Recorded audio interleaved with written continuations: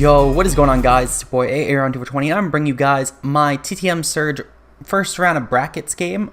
This is against Vizually. Not overly sure on his team name, to be honest, but I just know I'm pretty sure it's something with Scizors. I know he is repping the actually let me double check on the doc. But I know he has a very scary team, of course. So does everyone, of course, in the silver bracket round. But I actually can't pull up his matchup. Jolt actually edited over it on the doc, so that is unfortunate, but it's fine. I remember the gist of what his team was, but make sure, of course, you guys go check him out. I know he's a very good content creator. He does a lot of Citra battles as well, so if you guys like my content, of course, you might like his stuff. He does a lot of Citra stuff and also a lot of League stuff. So in terms of my team for this matchup, there were a couple things that were very scary to me in terms of prep. One of them being Z Blaziken, even with my transactions, which I'll get into in a second. Z Blaziken was still something that was very terrifying to me, just like Kelly's team. Of course, Kelly didn't need to actually use it, and I'm hoping that Vizually maybe doesn't have to use it either. Something that was a lot easier, though, is his team, besides one Mon, actually, are all pretty much base 80 and under, which was extremely nice to prep for. It made a couple Mons really easy to prep, the only one being Electrode, and I don't see a Scarf Electrode coming no matter what in terms of trying to outspeed my team. So his only way to outspeed my team besides Scarf Electrode is either Agility Blaziken, which is the main Z Blaziken I'm scared of, and a Scarf Mon such as like Braviary. Oh yeah, his other Mon above base 80 was Whimsicott, which again, there's no possible way in hell that becomes a Scarfer. So that was something that was very easy to prep for. Because of this, I actually prepped my team around another Mon, which we'll get into in a minute. But first up, I have Snip Snip Hour Rotom-Mow with Leaf Storm, Thunderbolt, Volt Switch, and Thunder Wave. I almost ran Hit Power Fire for the Fortress, but I figured that Fortress really didn't do a lot to my team, and Thunderbolt should be still doing sufficient damage in general versus me. So I figured that having Rotom here was actually going to be perfectly fine with the... I had Thunder Wave mainly as a way to hit through... and paralyze things such as Blaziken on the switch, because Blaziken I felt like was a very likely switch into my team, and I felt like that if I could paralyze that, then even in Agility, Blaziken wouldn't necessarily handle my threats later on in the game. So I figured that ultimately having Rotom-Mow with Thunder Wave was our best bet in terms of the team. I have 180 special attack. This was meant to make sure I was doing sufficient damage with Thunderbolt versus any sort of Braviary. My Leaf Storm was meant to do sufficient damage versus his Water type, which I'm actually forgetting what it was off the top of my head. As I said, Jolt cleared the teams for the dock for the next round of brackets, completely understandable. I just haven't had time to record this until day of upload because of everything going on. So, my team, I had the Rotom sped crept for all of his base 80 mons, such as Braviary and Blaziken. His other teammates were just really slow, or it was Whimsicott and Electrode, which I'm not going to prep a Scarfer for. But yeah, next up we have Wednesday's our Swampert with Stealth Rock, Scald, Earth Power, and Sludge Wave with the Rindo Berry.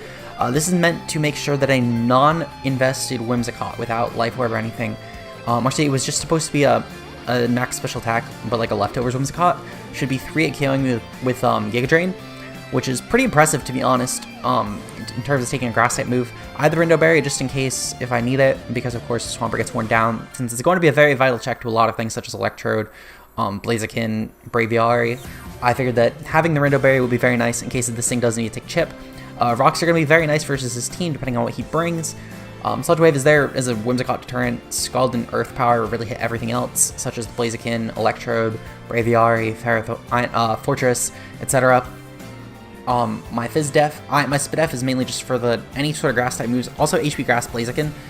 Fizz Def is just to handle everything else because his team is so physically offensive. His special mons are Whimsicott, Electrode, and then maybe Spiritomb and Blaziken, but Spiritomb has to be physical. Blaziken could be mixed or special, but it's probably going to be physical as well. Oh, I'm wrong.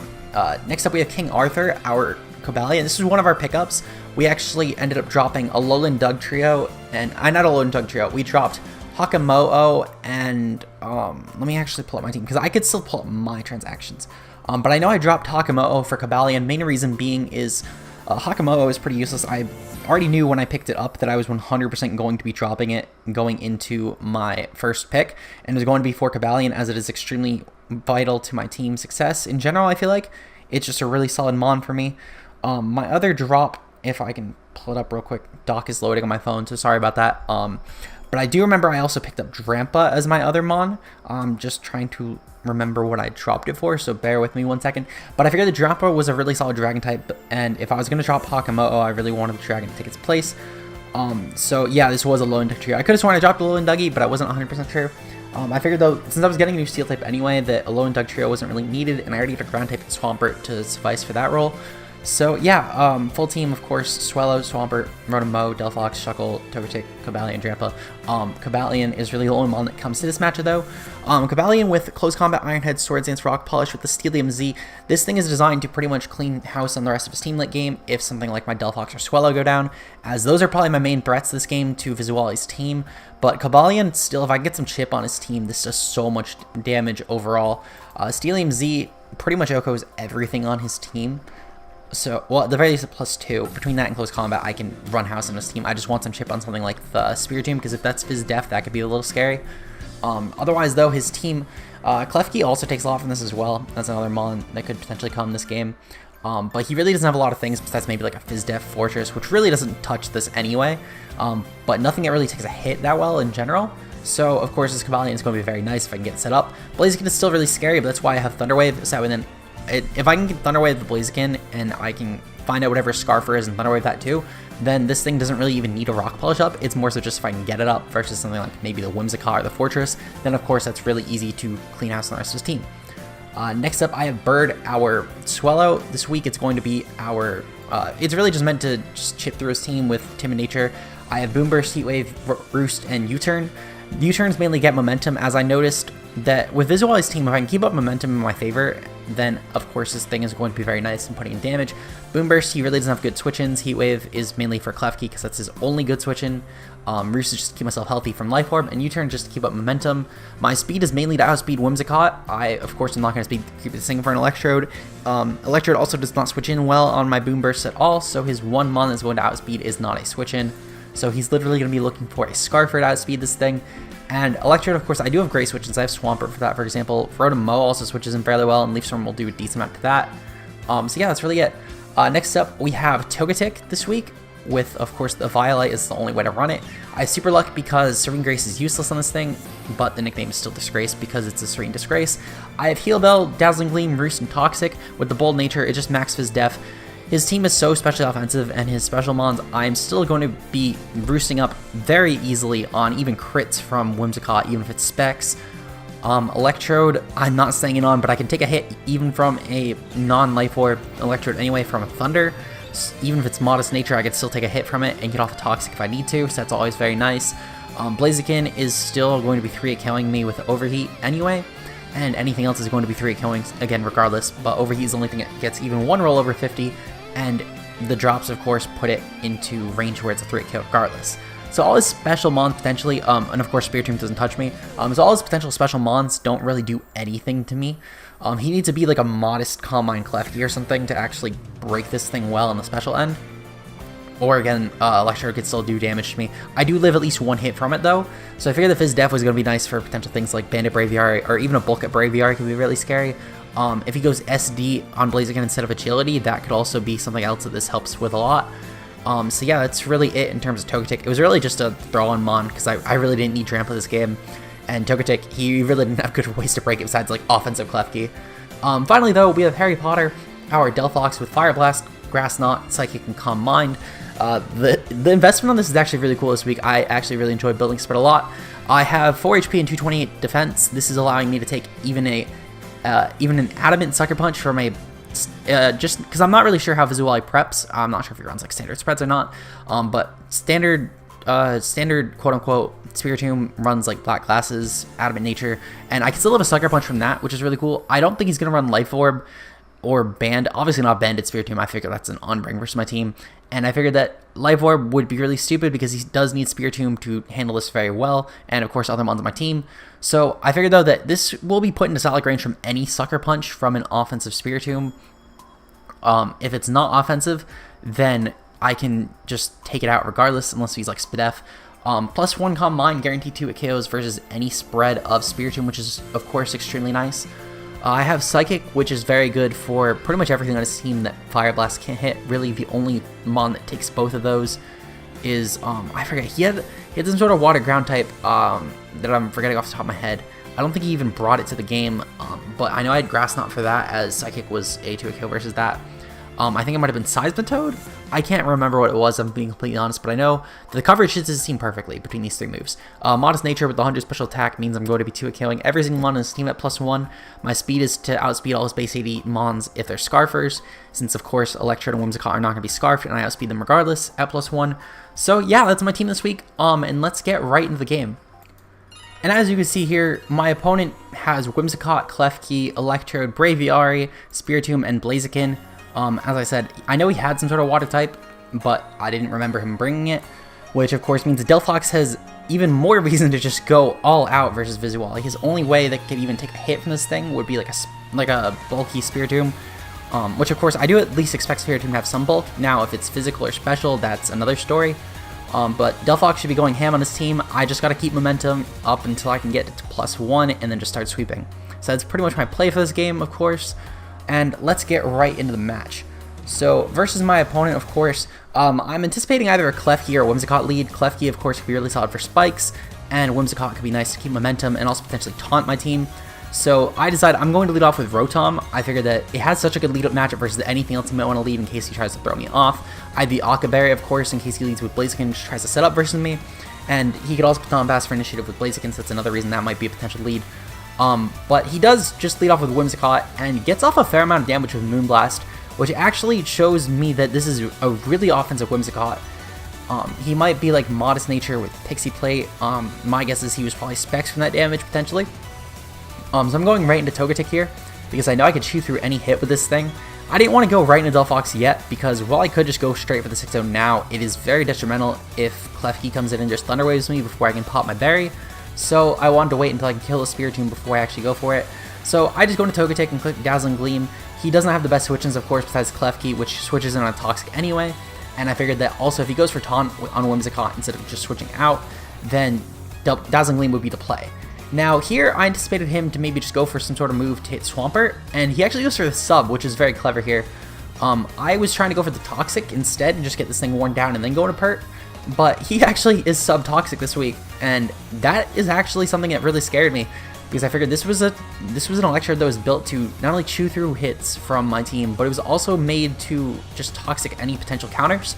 And then he can go for Sub, and he actually also has Protect on his spread, which helps again with just taking Toxic damage.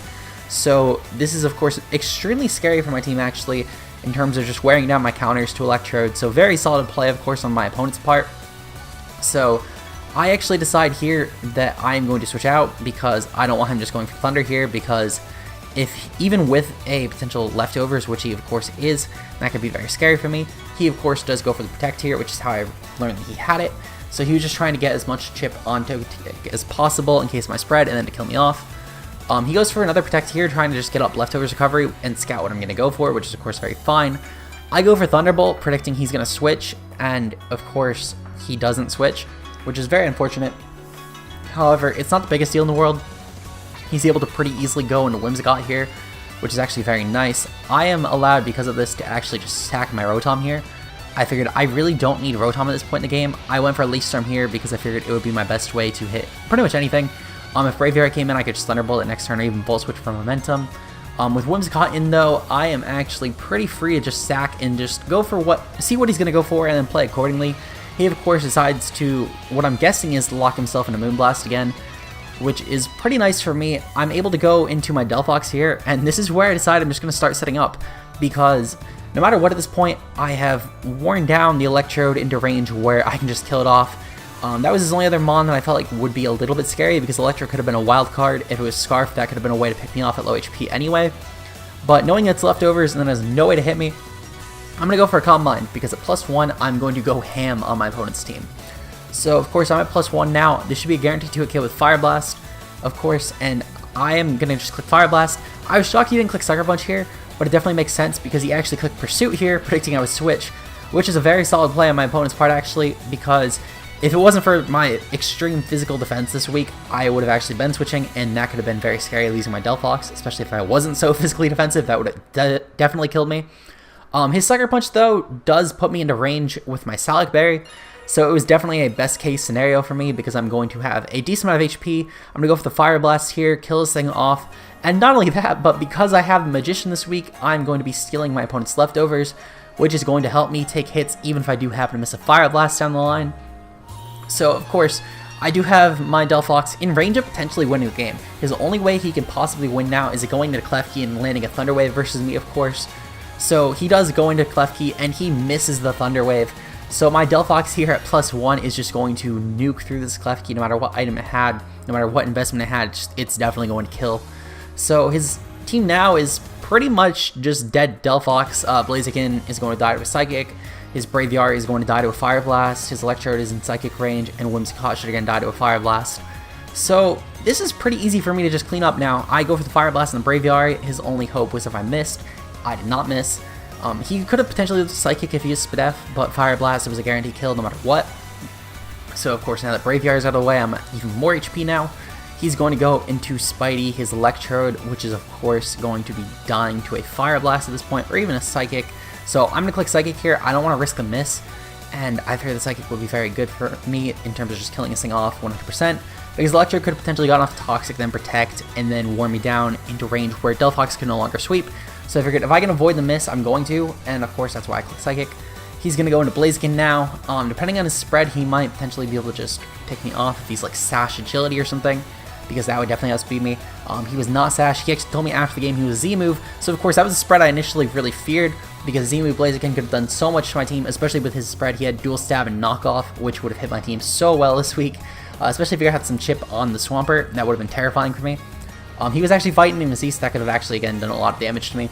But regardless, though, we do end up winning this game 5-0 with Delphox.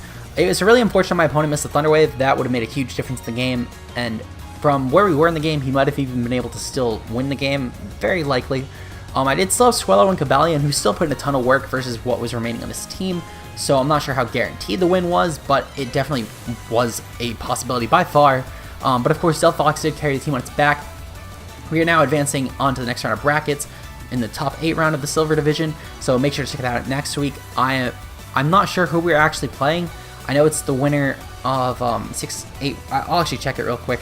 I remember it was the winner of 6-8-1 Shadows game. I cannot remember who he even played though in round 1 brackets, but brackets should definitely be up. Let's see. So Silver brackets. So we actually are playing up against Magic, actually, aka David, in the next round of brackets. So that is going to be very scary. I know he's a really solid battler. He likes to he's very adept to drafting a lot of low tier mons. So of course this is going to be very terrifying for me. His team, at least going into this next round of draft, is Comfey, Acelgor, Seismitoad, Magneton, Drapion, Chimecho, Kecleon, and Celebi. And of course there's going to be new mons added to the roster, so he can of course beef up his team really well. He has a lot of remaining points, so he actually has 15 remaining points, which is of course extremely terrifying for me. But yeah, that's going to be it. Of course, if you guys, oh wait, no, 15 points was actually added on. I just remembered that was added on to this round. So regardless though, if you guys did enjoy, leave a like down below, and I will see you guys next week for the next round of brackets. Until then, peace out, guys.